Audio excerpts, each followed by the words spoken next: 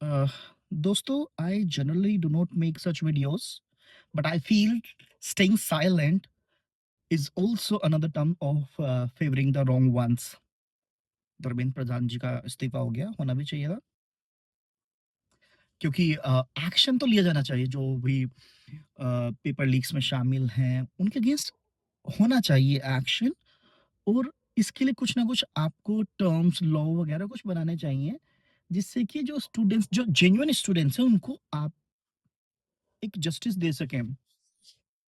लेकिन जो लोग प्रोटेस्ट कर रहे हैं सो कॉल्ड स्टूडेंट्स का फेस लेके, स्टूडेंट्स को आगे करके, जहाँ पे स्टूडेंट्स है ही नहीं, उनसे एक सवाल है, हालाँकि उन्होंने हमेशा इग्नोर ही किया है। जब उनसे पब्लिकली भी पूछा जाता है, 1-2 बार पूछा गया है कि पंजाब में 5 दिन पहले एक पेपर लीक हुआ था, क्या ये जाएँगे?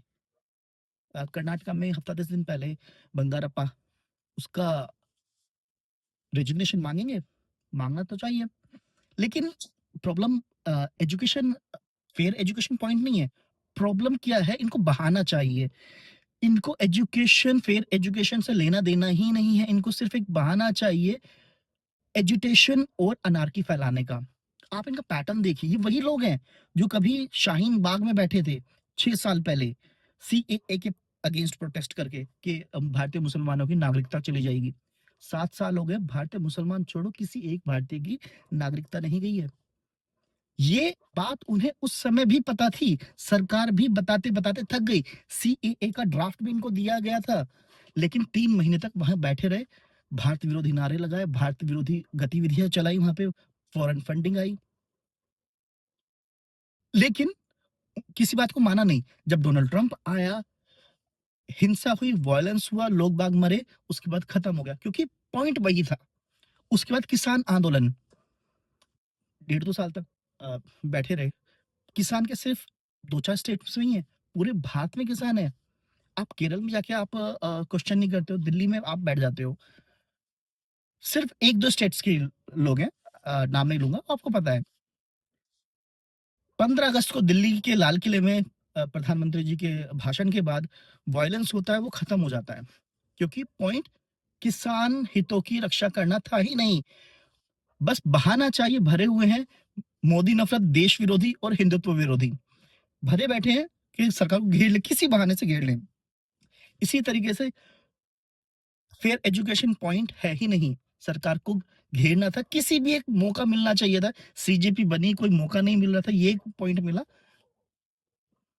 बैठ गए अनशन में, प्रोटेस्ट करने बैठ गए। और अब इस्तीफा मिलने के बाद भी नहीं रुकेंगे। 15 अगस्त तक ये नहीं रुकेंगे। 15 अगस्त तक ये कैसे भी करके स्ट्रेच करेंगे इसको। और ठीक है, वॉयलेंस हो रहा है, ये भी बोल रहे हैं कि ये वॉयलेंस तो बीजेपी करा रही है, बीजेपी के गुंडे लोग हैं। ठीक है, लेकिन जब यही इन्हीं गुंडों को, बीजेपी के गुंडों को सरकार पकड़ के जेल में ठूँसती है, तो सुबह-सुबह वहाँ पे केजरीवाल पहुँच जाता है कोर्ट उनकी बेल कराने के लिए। शर्म आती है थोड़ी बहुत? आँखों में शर्म आती है? शीशा देख पाते हो अपने आप को शीशे में कैसे? आपको ये समझना चाहिए कि अगर आप एजुकेशन, फेयर एजुकेशन पॉइंट की बात कर रहे हो, तो 600 में से 580 लाने वाला बाहर बैठा है और जिसके 600 में से 400 साढ़े 300 आ रहे हैं, वो उसको सीट मिल रही है। फिर आप बोलते हो रिजर्वेशन के ऊपर मत जाओ। फेयर एजुकेशन पॉइंट तो बिना रिजर्वेशन को हटाए हो ही नहीं सकता ना। एटलीस्ट मैं कहता हूँ कि आप नौकरी पेशा में लगाए रखो, लेकिन एजुकेशन में भी आप आरक्षण लगा रहे हो, घुसा रहे हो, और फिर आप बात करते हो कि education of fair point of education नहीं होता भाई ऐसे।